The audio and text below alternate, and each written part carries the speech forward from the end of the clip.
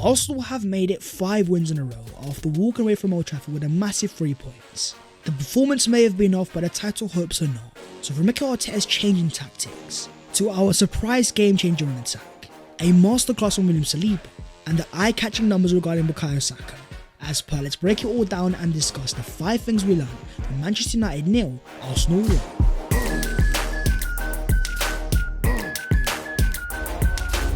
Yo, what is going on, guys? My name is Pals14. Welcome back to your boy channel, and I hope you guys are doing sensational after a very important 3 points at the old toilet. As per, don't forget to smash a like on the video if you enjoy and subscribe to the channel if you are new. But starting off with Mikel Arteta's tactical change. At ground that Arsenal had a poor record, with only 1 win under Mikel Arteta coming all the way back in 2020.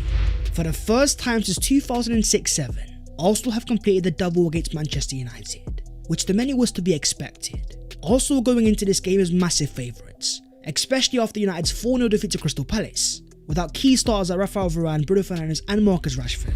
You then look at the XG of Arsenal's 1.8 and United only 0.75. We all know it wasn't that simple. As Wayne Rooney says, Arsenal deserved the win and it was a good professional job.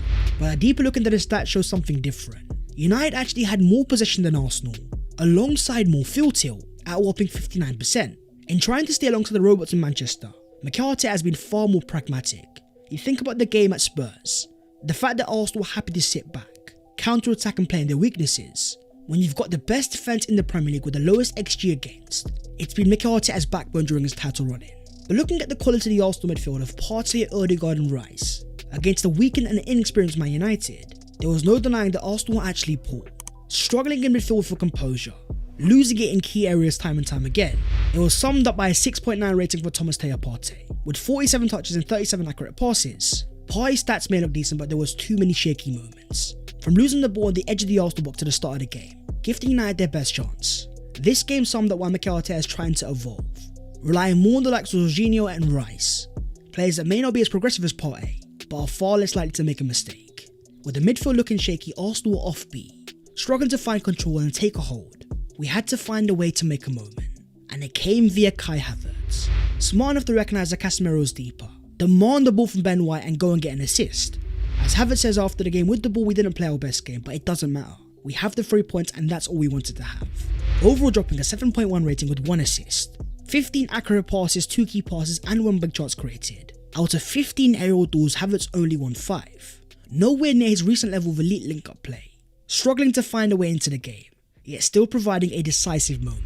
After the game, and speaking about Havertz, Gary Neville said, he reminds him of Roberto Firmino, with now 7 assists in the league this season, equaling his entire tally at Chelsea.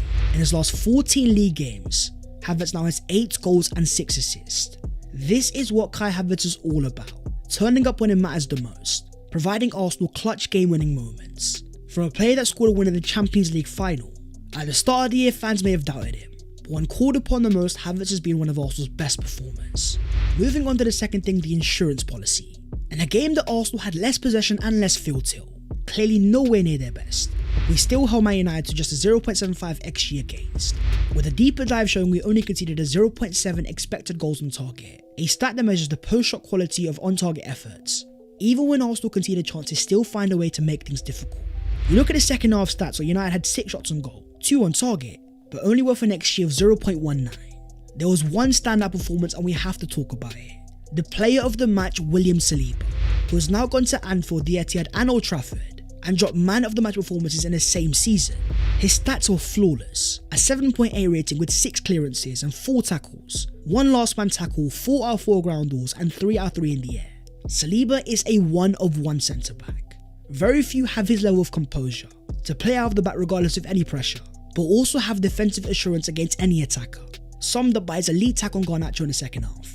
Having signed for Arsenal and transformed us into title contenders, Saliba now has a 75% win rate over his 2 seasons at Arsenal. Virgil van Dijk numbers for the player they compared to him. This is why Arsenal fans have said time and time again, when talking about last year and our title failures, if Saliba had stayed fit, Arsenal would have won the title. That despite rival fans trying to gaslight, expecting us to win a title with Rob Holding, who can't even start for Crystal Palace right now. But the only holding this year was an L for Man United, as Saliba and Gabriel celebrated after the game, with Arsenal's Brazilian dropping a 7.5 rating, 2 clearances and 2 block shots, 55 accurate passes and a 93% passing accuracy. As a partnership, they've now kept 18 clean sheets in 37 league games this season. We now have more clean sheets than Man United have wins. Moving on to the third thing, game-changing Leo. In a game that also needed a moment, a player to step up and be clutch, the prime candidate was always going to be Leandro Trossard, who in scoring his 12th league goal of the season, 17th for all competitions, dropped an impressive 7.3 rating. Trossard was immense defensively, with 3 ground balls won, 2 interceptions and 3 tackles. But the most important thing was the match-winning goal. Yet another example of Leandro Trossard being a game changer. From an equaliser in the Community Shield to the winner against Everton, an equaliser against Chelsea and a clutch goal against Liverpool, the equaliser against Porto and Bayern, then winners against Wolves and United. This guy has been the surprise of the season. When you look at the form of Gabriel Martinelli and the fact that he can't even start, for a player that was only meant to be a rotation, a super sub off the bench, Leandro Trossard has now got 4 goals in his last 5 games. This game was also the end of an era, our last ever game in the black and yellow away kit, to from the 6-0 victory against West Ham, 5-0 against Burnley and 6-0 against Sheffield United, the 3-0 victory against Brighton, the late winner against Luton, and now a very important win at Old Trafford. It's been a kit full of so many iconic memories, one that even if fans didn't rate initially, have ended the year in love. Moving on to the fourth thing, Wingback Bukayo. For an Arsenal side full of top attackers, players that can change the game going forwards, against a United side pushing Arsenal back, the wide forwards put in a defensive shift. The prime example being Bukayo Saka's 7.4 rating, with 3 key passes and 7 ground balls won. Saka also made 2 clearances, 1 interception and 2 tackles, with his heat map showing that he was even in the Arsenal defensive box. It's great to see, and it's a massive part of why Arsenal is so good defensively. There is no team in the league that has as good a unit as Arsenal, that works as hard off the ball. But when you look at the stats of the last 365 days, Saka's defensive numbers are intriguing. Compared to right backs, he has more tackles than Trippier, Trent and Walker, and also has the second highest blocks. As amazing as it sounds, it brings to me a concern. When you've got a potential superstar going forwards, a player that can change games and win them, is Bukayo's defensive work affecting his offensive game? You look at the nominations for the Premier League Player of the Season. Despite there being Odegaard and Declan Rice, there's no Bukayo Saka, the only player that ranks in the top 10 this season for goal involvements, big chances created and key passes. Ranks as the highest player in the entire league in terms of goal probability added, then compared to Phil Foden, a favourite to win the award, Saka is clearly the more impactful player. This radar here sums things up. Despite putting in far more defensive work, Saka is still matching the output of Foden. Slowly but surely he's become a victim of consistency, arguably the most integral part of Arsenal's team, the top goal scorer in our title charge, the most impactful player in terms of game-changing goals, yet somehow still not getting his flowers. Moving on to the fifth thing, Arsenal are back. By winning at Old Trafford for the first time since 2020, making it 5 league wins in a row. This scene after the game was telling. Arsenal fans celebrating in the rain, chanting after the game, with Old Trafford quite literally falling down into a water park. Arsenal have now gone the entire year without a single defeat to the Big Six. 4 points out of 6 against City and Liverpool. Likewise against Spurs and Chelsea and a double over United. We have now taken the title to the final day of the season, delivered on the promise of competing, something that fans crave for in the late days of Arsene Wenger, hovering around in 4th and 5th with no real ambition. This Arsenal title charge is going down to the wire, going once again top of the league with 86 points and 37 games played, only a point clear of City with a game in hand. According to the XG, we only have a 29% chance of winning the title, which is all because of the robots in Manchester, who after beating Fulham 4-0 are now on a 21 match unbeaten run in the Premier League, without a defeat since match day 16. That is the longest ever unbeaten run during Pep's entire league career, yet Arsenal are still there fighting, taking it to the final day of the season. But come Tuesday, as Kai Havertz says, I'm going to be the biggest fan of Tottenham ever. We are all going to be, which was all because of the massive game as Spurs take on Man City in what could be the decisive game for the title. Not only is it a ground where Pep has never won at, but Spurs may also have something to play for. Currently on 63 points and 4 points off 4th place. With Aston Villa out of form, they now take on Liverpool, in a game that if they lose could give Spurs massive hope. It all means that Arsenal are going to need a favour and our destiny is not on our hands.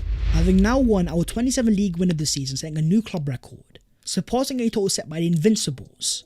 No matter what happens on Tuesday and next Sunday, whether we fall short or celebrate a title, as Mikel Arteta says, 27 league wins in the Premier League, the most in the history of his football club in 130 years. That's not progress, that's history.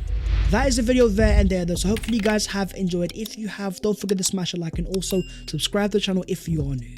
If you want to follow your boy on all of his social medias, then the links are down below in the description. But that was the 5 things we learned from Manchester United 0, Arsenal 1, a gargantuan victory, and Arsenal are potentially 1 game away from a Premier League title, only if things go to plan. So for now, we're supporting our little brothers in North London. So we're going to see what happens, and I'll see you very soon. Take care, in a bit.